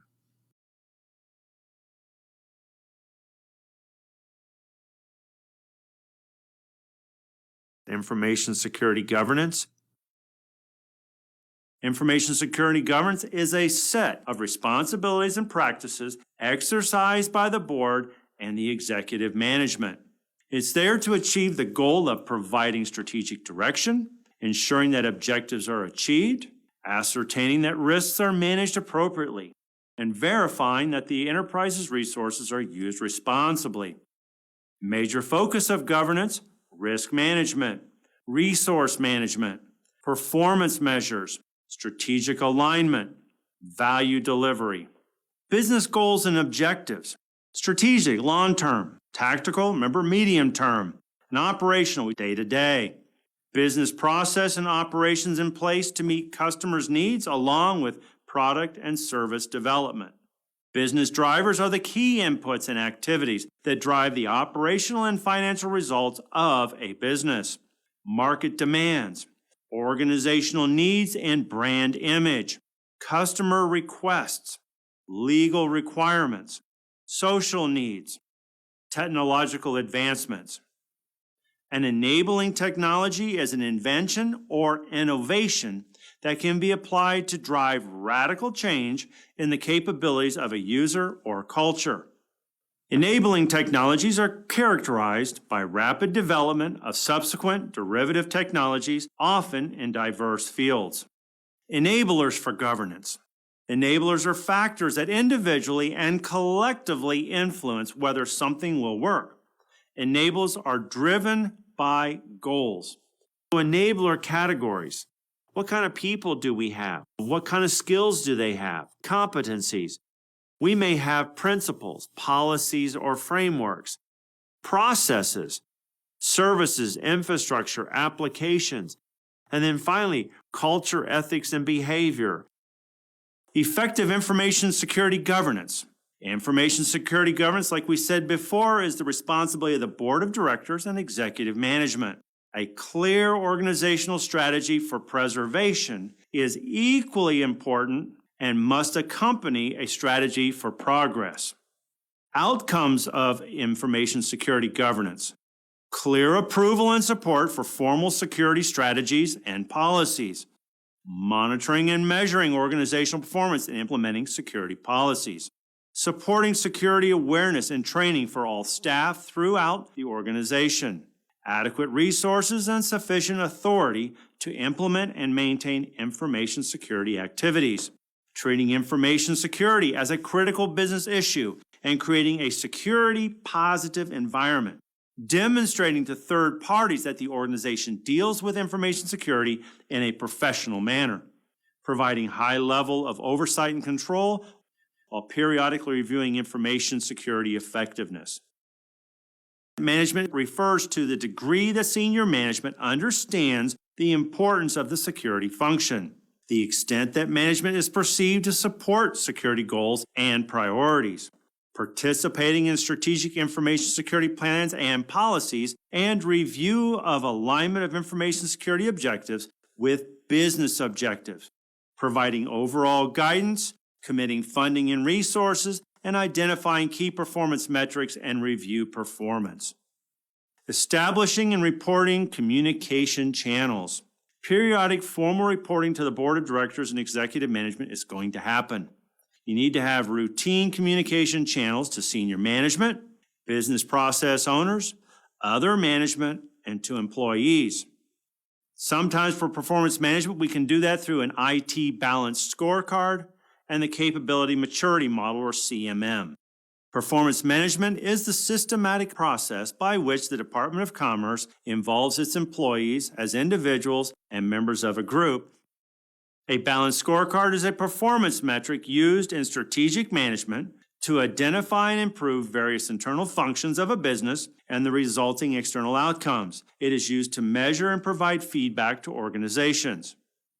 Capability maturity model is a methodology used to develop and refine an organization's software development process. The model describes a 5-level evolutionary path of increasingly organized and systematically more mature processes. SMART is an acronym, S-M-A-R-T, giving criteria to guide in the setting of objectives. A SMART metric: specific, measurable, achievable or acceptable, realistic, and time-specific or trackable. Specific: target a specific area for improvement. Measurable: quantify or at least suggest an indicator of progress. Achievable or acceptable: goals should be attainable. Realistic: state what results can realistically be achieved given available resources. And finally, time-specific, trackable: specify when the results can be achieved.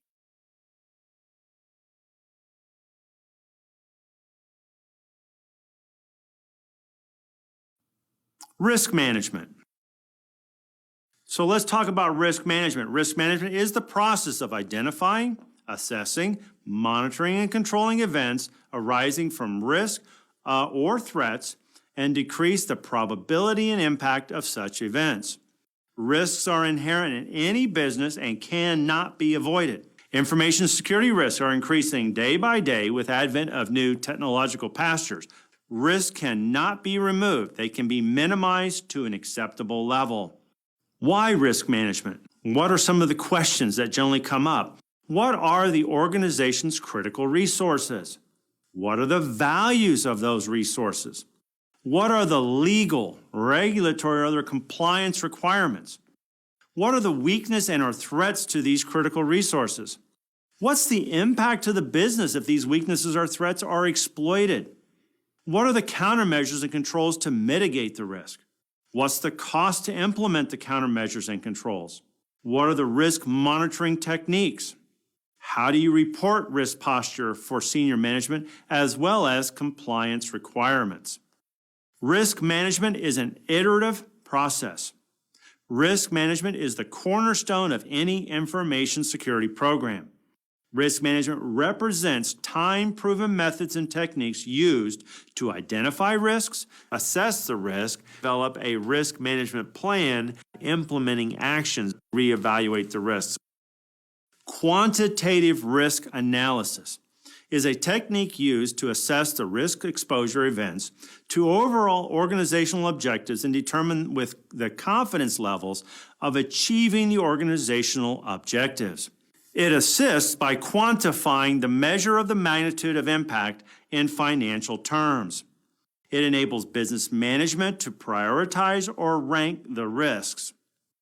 The value or numbers arrived at may be subject to variations or margins, as well as errors. Quantitative risk assessments calculate absolute financial values. Qualitative risk analysis, a subjective analysis on an educated guess. He uses different risk scenarios and ranks threats based on the probability of the threat occurring and, if it occurs, the impact it has on the organization's business objective.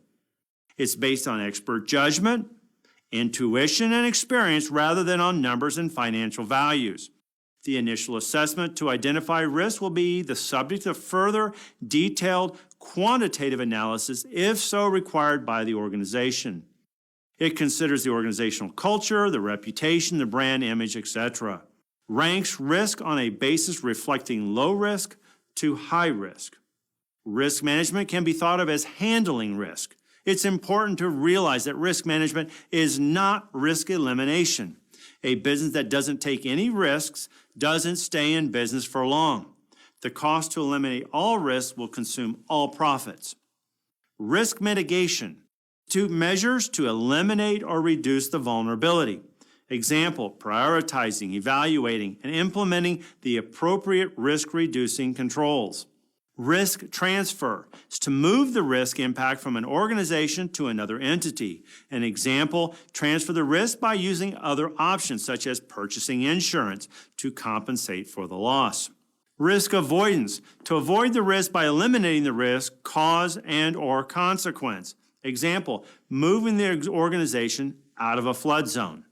Finally, risk acceptance, to recognize that the risk cannot be economically mitigated and accept as a cost of doing business. Example, to accept that you cannot control the weather causing a power outage and your organization is temporarily disabled.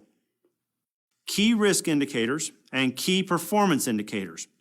A key risk indicator is a metric for measuring the likelihood that the combined probability of an event and its consequences will exceed the organization's risk appetite and have a profoundly negative impact on an organization's ability to be successful. Key performance indicator is a quantifiable metric that reflects how well an organization is achieving its stated goals and objectives. A key risk indicator are pieces of data serving as early warning indicators of increased risk exposure in various areas of the enterprise. KRIs are selected for their impact on the decisions of the senior leaders in the organization. KPIs, or key performance indicators, are designed to provide a high-level overview of the past performance of the organization and its major operating units, often focused almost exclusively on historical data. Process by which to measure the performance of security controls and processes. KPIs are driven by organizational goals. Risk IT framework. A risk IT framework based on guiding principles and featuring business processes and management guidelines that conform to these principles. A risk management framework is the structured process used to identify potential threats to an organization and to define the strategy for eliminating or minimizing the impact of these risks, as well as the mechanisms to effectively monitor and evaluate this strategy. Risk IT framework complements COBIT, which provides framework for control and governance of business-driven IT-based solutions. Risk IT framework is to be used to help implement IT governance in enterprises that have adopted COBIT as IT governance framework. Risk IT framework go from risk governance to risk evaluation to risk response.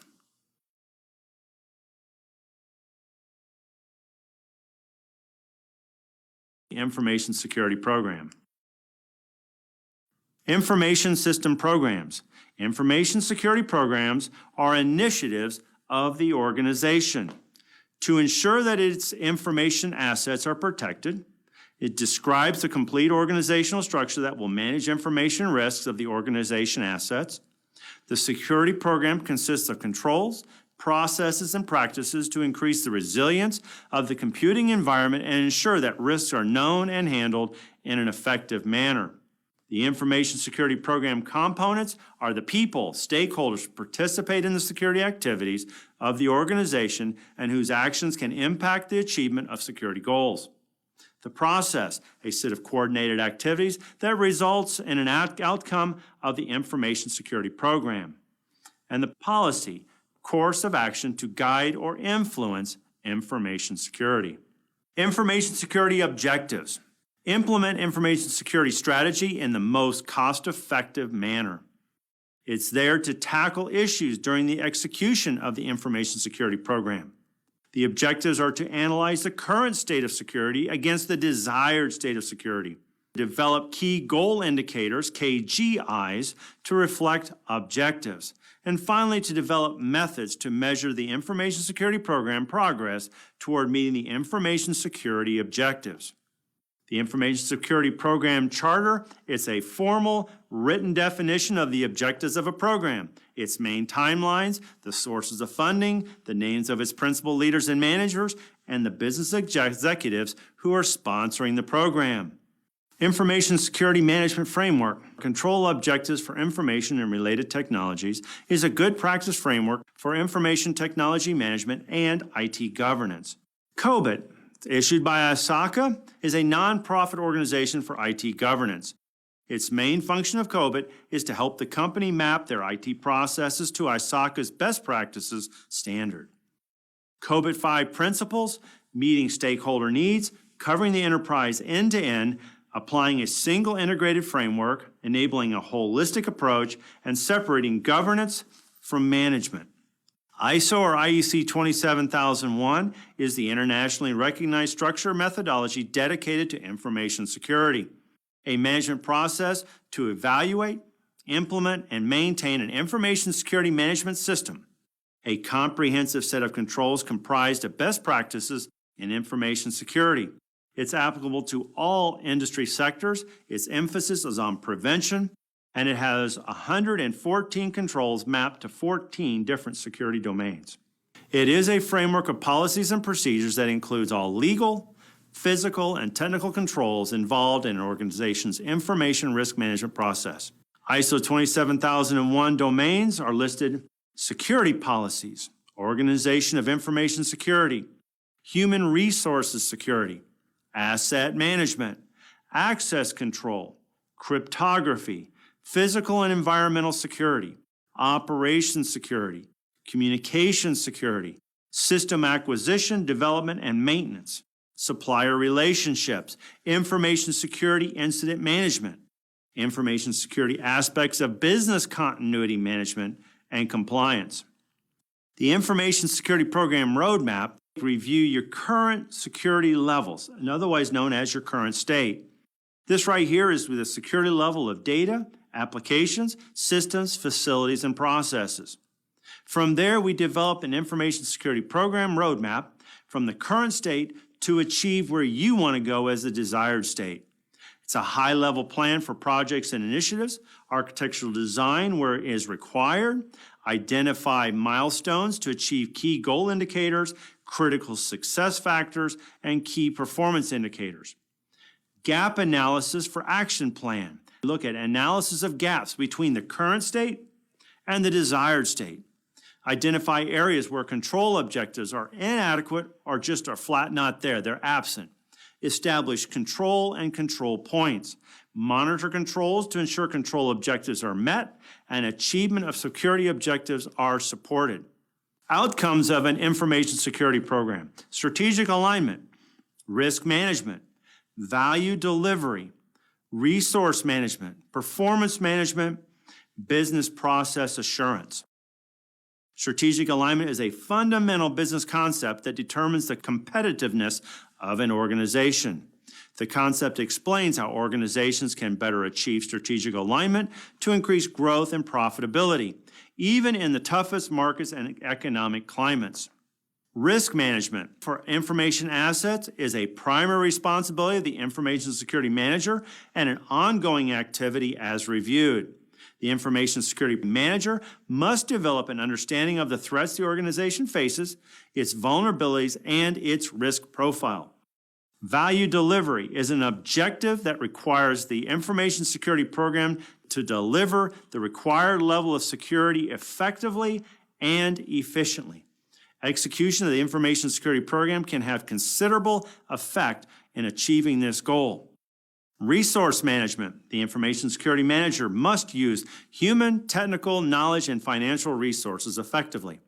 Security practices and processes must be documented and must be consistent with standards and policies. Security architecture should be developed to define and utilize infrastructures to achieve security objectives efficiently. Performance management must develop monitoring process and metrics to provide reporting on effectiveness of information security processes and controls. The information security manager should also seek independent assurance from external assessments as well as internal and external audit activities. Business process assurance. It is critical that an information security manager understands that effective security goes far beyond the scope of information security activities. Activities, disciplines, and functions of other departments have implications on information security. Now let's look at supply chain. A supply chain is a system of organizations, people, activities, information, and resources involved in moving a product or services from supplier to customer. Supply chain management is an expansive, complex undertaking that relies on each partner from suppliers to manufacturers and beyond to run well. Supply chain risk management, it is the implementation of strategies to manage both everyday and exceptional risks along the supply chain based on continuous risk assessment with the objective of reducing vulnerability and ensuring continuity. Supply chain risks. Key supply chain risk is comprised of software or hardware purchased from suppliers, includes vulnerabilities in supply chain management or supplier systems, sometimes as a result of poor information security practices by lower tier suppliers, can deal with counterfeit hardware or hardware with embedded malware, at times deals with third-party data storage or data aggregators, also can deal with third-party service providers or vendors. Let's talk about supply chain countermeasures. Compliance and governance of suppliers, vendors, third-party actors, partners, traders, manufacturers, and contractors. Presence of robust IT security solutions internally is a method of establishing clear and limited access guidelines for supply chain vendors are a company's greatest defense against cyber attack. Certification of international standards is probably one of the often overlooked elements of ensuring cybersecurity in business operations. Supplier management controls.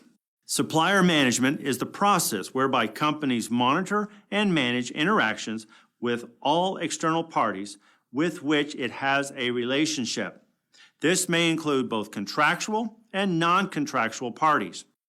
Personnel management. Personnel management is the planning, organizing, compensation, integration, and maintenance of people for the purpose of contributing to organizational, individual, and societal goals. Roles, a set of connected behaviors or actions that are performed by a person, team, or group in a specific context. Responsibility, a responsibility or responsibilities are work, activity, procedures, or functions that individuals assigned to roles are required to perform and are accountable. Skills, training, expertise, and experience held by the personnel in the given job function. Organizational culture is the collective behavior of stakeholders that form part of an organization. Let's look at a case study or an insider error. This happened on Amazon Web Service outage. In May 2017, Amazon faced the big AWS outage that took down a bunch of large internet sites for several hours on Tuesday afternoon. This outage was due to human error. In a blog post, the company said that one of its employees was debugging an issue with the billing system and accidentally took more servers offline than intended. That error started a domino effect that took down 2 other server subsystems. This case illustrates the importance of change management and internal governance in organizations. Common information security program challenges: inadequate management support, inadequate funding, inadequate staffing.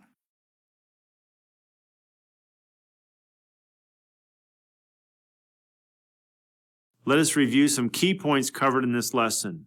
Information security governance is the set of responsibilities and practices exercised by the board and executive management to achieve goals and objectives and manage risks and resources. Risk management is the process of identifying, assessing, monitoring, and controlling events arising from risks or threats and decreasing the probability and impact of such events.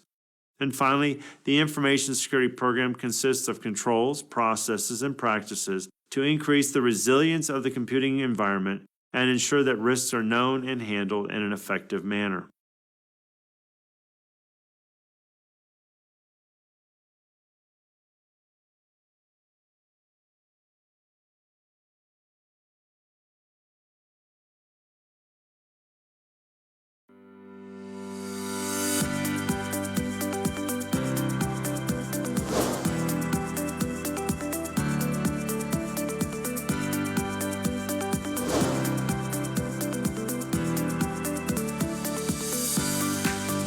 Incident management.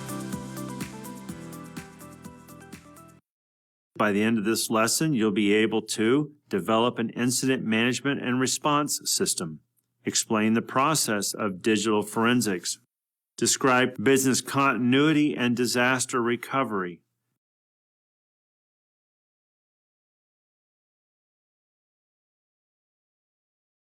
developing an incident management and response system. Basic definitions. What is an incident? It's an adverse event that has caused or has the potential to cause damage to an organization's assets, reputation, or personnel. Incident management. It is a process of developing and maintaining the capability to manage incidents within an organization so that impacts can be mitigated and recovery is achieved within the specified time objective. Incident response. It is the capability to effectively prepare for and respond to unanticipated events to control and limit damage and maintain or restore normal operation. Information Technology Infrastructure Library, or ITIL, 2011 defines an incident as an unplanned interruption to an IT service or reduction in the quality of an IT service. The ITIL incident management process ensures that normal service operation is restored as quickly as possible and the business impact is minimized. An incident response plan is a set of instructions to help IT staff detect, respond to, and recover from network security incidents. These types of plans address issues like cybercrime, data loss, and service outages that threaten daily work. The incident response plan is a document that defines policies, roles, responsibilities, and actions to be taken in the event of a security incident. Incident response plan is the operational component of incident management process. Plan details actions, personnel, and activities that take place in the case of diverse events resulting in the loss of information systems or processes. Senior management support is required for success of incident response plans. Incident management stages. Detect. Most important step in responding to an incident. Properly timed detection mechanisms will help in identification of incidents. Respond. Early stage of response is to figure out what information is needed to restore security. The goals are to figure out who did it, how they did it, when they did it, and why. Mitigate. Goal is to prevent or reduce any further damage from the incident. Proper mitigation strategy helps buy time in investigation and determination of the root cause. Report. Reporting occurs during the life cycle of the incident at various stages and various levels. Recover. Returning all systems and information to known good state. It is very important to gather all evidences before recovering the system and information. Remediate. Based on the investigation, decide the permanent solutions to prevent occurrence of similar incidents. Learn. Review the incident, how it was handled, carry post-mortem analysis. This phase can help make adjustments to response strategies. Incident response metrics are factors used in incident response metrics, and these are number of incidents of each incident severity and type, the dwell time, the time from start of an incident to the time the organization became aware of the incident, time required to contain the incident, time required to resolve and close incidents, number of times incident response service level agreements were not met, number of external people affected and notified, and the total cost required to resolve each incident. Did you know that incident response metrics help leadership understand the real story, drive process improvement, and assist in directing spending by providing insight into what your future defense, detection, and response capabilities should look like? Team training prepares a group of individuals to function together as an incident management team, or IMT. Every incident management team member should undergo the following training program. Induction to an incident management team. Basic information about the team and its operations. Mentoring, team's roles, responsibilities, and procedures. On-the-job training. Formal training. A gap analysis is a method of assessing the differences in performance between a business information systems or software applications to determine whether business requirements are being met, and if not, what steps should be taken to ensure they are met successfully. Gap refers to the space between where we are, present state, and where we want to be, the target state. Gap analysis provides information on the gap between current incident response capabilities compared with the desired level. By comparing the two levels, the following may be identified: processes that need to be improved more or made more efficient and effective, resources needed to achieve the objectives for incident response capabilities.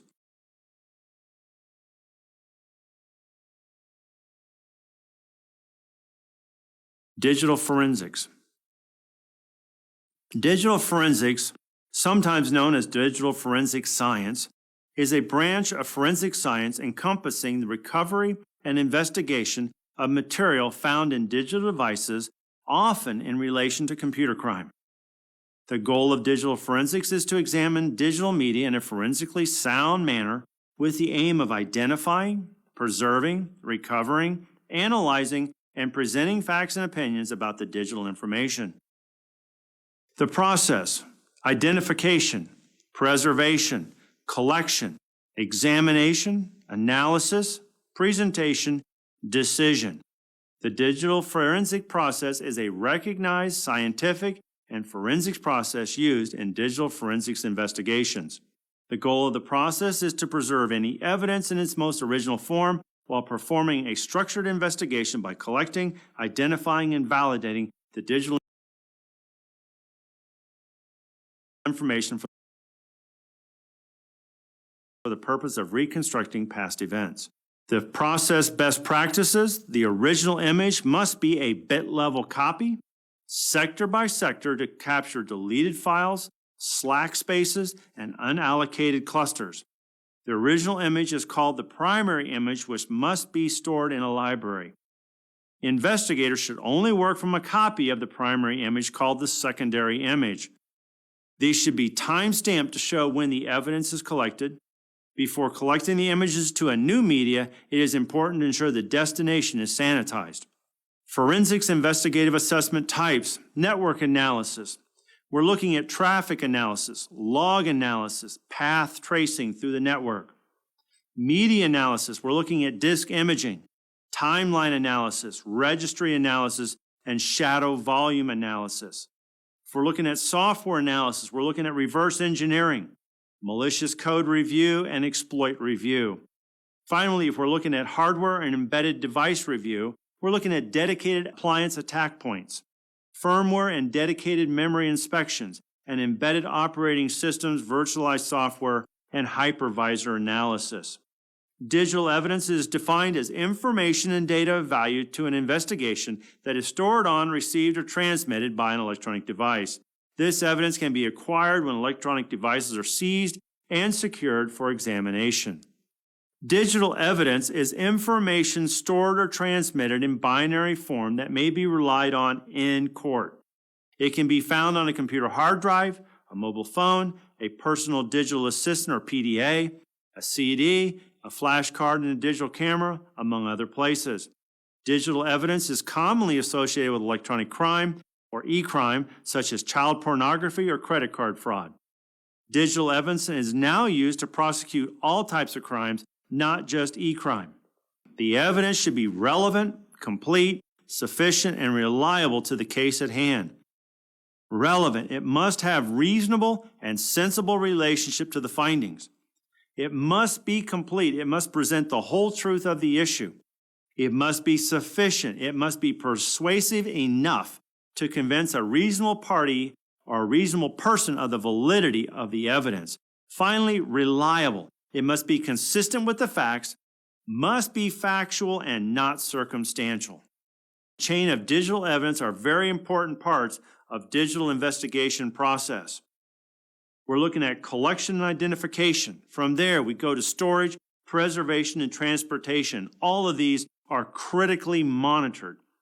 From there, it goes to the presentation in court. And finally, the return of evidence to its owner.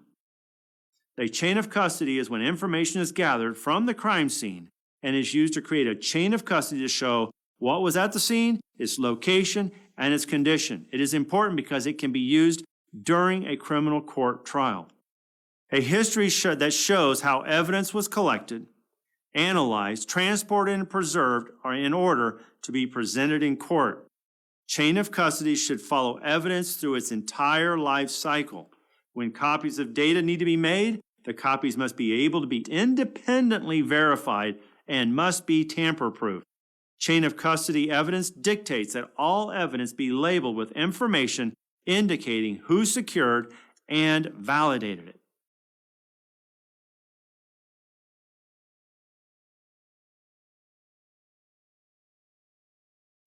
Business continuity and disaster recovery, or BCDR. Business continuity planning. Business continuity is having a plan to deal with major disruption like cyberattacks, floods, and supply failures. A disaster recovery refers to an organization's ability to recover from a disaster and or an unexpected event and resume normal operations. While disaster recovery and business continuity are closely related, they are not actually the same thing. The key difference between the two is in their scope. The 7 phases of a business continuity plan phase is a complex arrangement of the critical processes that allow for continuation of business activities after an emergency. Develop a business continuity plan policy. Should be a part of the overall integrated control framework. Conduct business impact analysis. Inventory all key business processes. Statement of impact. Threat analysis. Establish recovery targets. Define recovery time objectives and recovery point objectives. Develop recovery and continuity strategies and plans. Choose proper recovery sites. Choose backup solutions. Test the recovery and continuity plans and procedures. Choose appropriate test plans and test regularly. Train personnel. Regularly train individuals. And finally, periodically update and maintain the plan. Maintain strategies, plans, and procedures through periodic reviews and updates. Basic terms of business continuity planning and disaster recovery. Recovery time objective is the maximum desired length of time allowed between an unexpected failure or disaster and the resumption of normal operations and service levels. Recovery point objective, this refers to the maximum data loss from the onset of a disaster. RPO, or recovery point objective, is focused solely on the issue of backup frequency. Maximum tolerable downtime is the time after which the process being unavailable creates irreversible consequences. A business impact analysis. It is a systematic process to determine and evaluate the potential effects of an interruption to critical business operations as a result of a disaster, accident, or emergency. The impact may be in the form of qualitative or a quantitative. To perform this business impact analysis, it is essential to understand structure and culture of the organization, key business processes, acceptable risk, risk tolerance, and critical IT and physical resources. A business impact analysis predicts the consequences of disruption of a business function and process and gathers information needed to develop recovery strategies. Potential loss scenarios should be identified during a risk assessment. Disaster recovery sites is a facility an organization can use to recover and restore its technology infrastructure and operations when its primary data center becomes unavailable. It should be chosen on the basis of recovery strategies, your recovery point objective, and your recovery time objective. Cold sites. A cold disaster recovery site is the most simplistic type of disaster recovery site. It consists of elements to provide power and networking capability as well as cooling. A warm site. A warm site contains all the elements of a cold site, adding to them additional elements including storage hardware such as tape or disk drives, along with both servers and switches. Warm sites are ready to go. Hot sites. A hot site is a fully functional backup site that already has important data mirrored to it.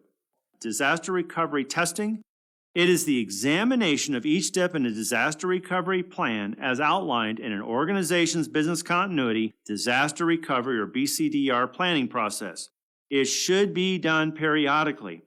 Here are the 5 types of recovery tests. A document or paper test. Individuals read and annotate recovery plans. Sometimes a document paper test is called a tabletop. A walkthrough test. Groups walk through plans to identify issues and changes. A simulation goes through a simulated disaster to identify whether emergency response plans are adequate. Think of a fire drill. Parallel test.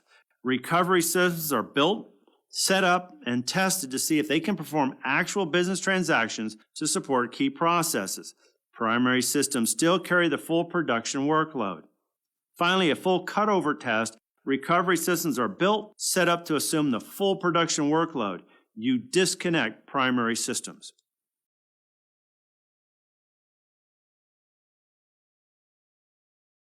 Let us review some key points covered in this lesson. Incident management is a process of developing and maintaining the capability to manage incidents within an organization. Digital forensics examines digital media with the aim of identifying, preserving, recovering, analyzing, and presenting facts and opinions about digital information. Business continuity deals with major disruptions, whereas disaster recovery is an organization's ability to recover from a disaster and/or unexpected event and resume operations.